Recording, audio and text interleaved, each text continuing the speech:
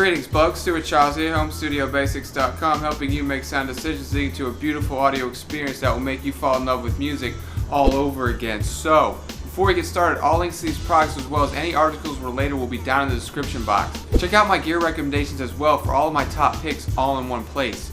If you do purchase through one of my Drop or Amazon links, I will get a small kickback depending on where you live. Purchasing through my links is a great way to thank me for helping you make a sound decision. There are many other different ways you can help support the blog and channel down below as well, and your continued support means the world to me, so thank you. Now, let's compare HIFIMAN's Deva to the Sundara, shall we? First, we'll discuss build, which has changed a bit since the Sundara's introduction back in 2018. That headphone represented the second generation revision of the line and improved many aspects of the first gen 400i, 400S, and the original Edition X. The build of the Sundara was much improved over its predecessors, and even though you can move the cups up and down vertically, you couldn't rotate them front to back like you could with the others. HIFIMAN has continued the switch moving into the third generation Deva and 2020 400i, but the build has been tweaked yet again in some other notable ways. The honeycomb configuration present in the early 400i and 400S models has returned, but the headphone is now thicker than the others. It's dummy thick! Dummy thick. While both the Deva and the Sundara feel very robust and durable, the Deva's headband adjustments are much easier to move up and down this time around,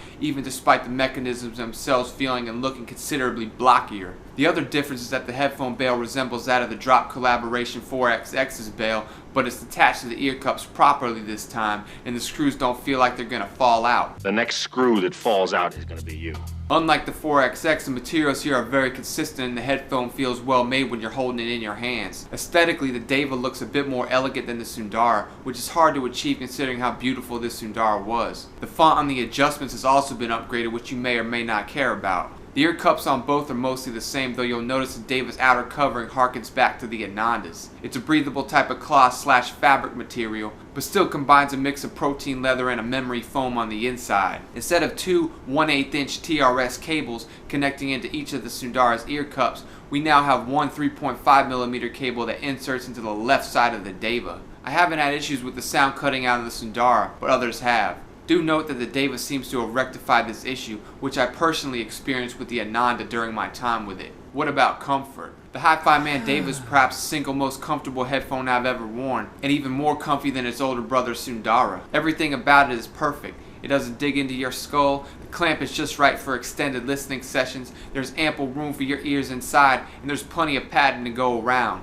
The one caveat is that you will notice the headphones slide a bit, and it does need a readjustment from time to time as far as where it sits on your dome piece. You'll also notice that this will affect the way it sounds, but a simple adjustment is all that's needed. The Sundara isn't far behind in terms of comfort, but I think the dummy thicker headband on the Deva is a game changer here. The cups on the Deva also seem a tad wider in diameter, and perhaps a smidgen deeper. All in all, the Deva is a true upgrade in terms of build and comfort, but you may still have glue issues depending how often you swap pads. I really hope HIFIMAN fixes this issue down the road. How do they sound in relation to one another though? Glad you asked, my nizzle. The Deva's sound is similar to that of the original 400i and 4XX. It's much more crisp and lively than that of the Sundara. There's a peak around 8 to 10K, but it's not quite as pronounced as the 4XX's from what I remember. You will notice it on the Deva quite a bit at first, but it does tend to mellow out the longer you listen. Hey, mellow out, man! Originally I EQ'd the area down by about 5 dB, but around 2 decibels down works fine now. It ensures the headphone still has some air without sounding essy or sibilant, but I prefer to continue rolling the treble off after 10K as well due to personal preference. The Sundara's treble doesn't need any EQ, and overall the sound is a lot smoother and more mellow by contrast, almost to a fault. It's warmer, more laid back, and more relaxed sounding, but both headphones take the EQ quite well. You'll find that both start to gradually roll off after about 200 Hz, and each can sometimes lack the weight and impact that something like an Ananda provides in spades. With the Deva, I find that plus 1 dB at 125 Hz, plus 2 at 100 Hz, plus 4 at 60 Hz, and plus 5 at 30 works extremely well. This gives you some nice sub-bass extension and adds some meat on the Deva if you're feeling like you want to be an obnoxious out of control bass head. Go ahead, gas up Mahid Jordan, gave your love away and tell me I'm wrong. Antoine, I'm looking at you, homie. I've always found HIFIMAN's mid-range to be mostly spot on, so I wouldn't really mess with it too much.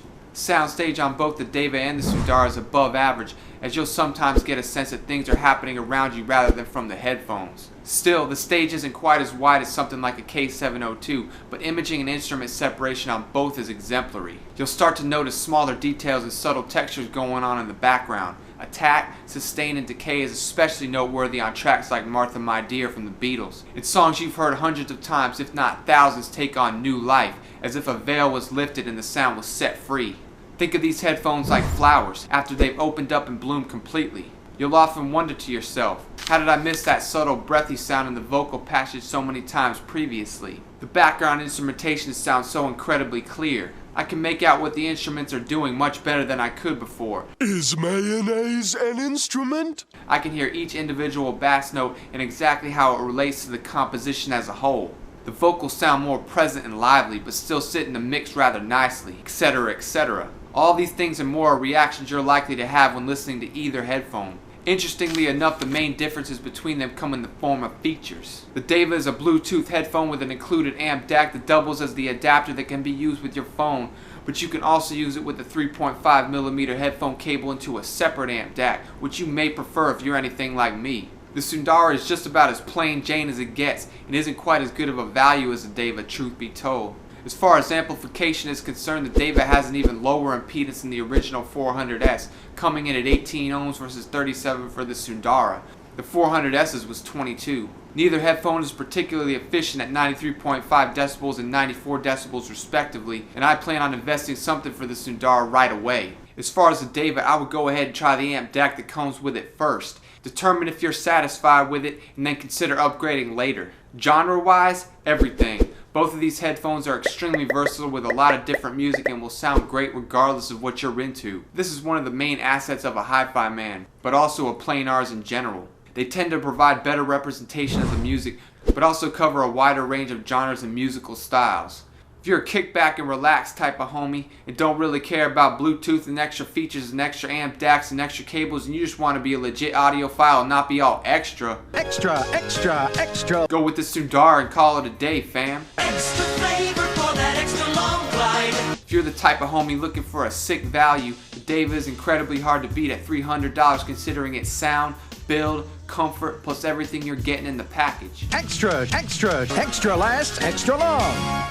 While you're at it, check out some of my setups in the store link down below. I've got some great ideas for both of these headphones, and your support helps keep the blog and channel going, so thank you so much in advance. Well, that's about it for today, guys. Leave me some love down in the comments, and don't forget to subscribe for some more great content like this. If you really like what I do here and you want to support the channel in a more personal way, hit that Patreon link down below and check out all the value I have to offer. Last but not least, don't forget to ask me about my grandchildren. Don't feed the troll. And most importantly, don't ever give up. Yeah. For all the fake rappers out there. Smokey Robinson, one time. Old school, man. Esoteric Eric. Who's that? Check it. Who is it? It's Stu Black, here I am with the review once again. By this point you gotta know I'm deadly with the pen.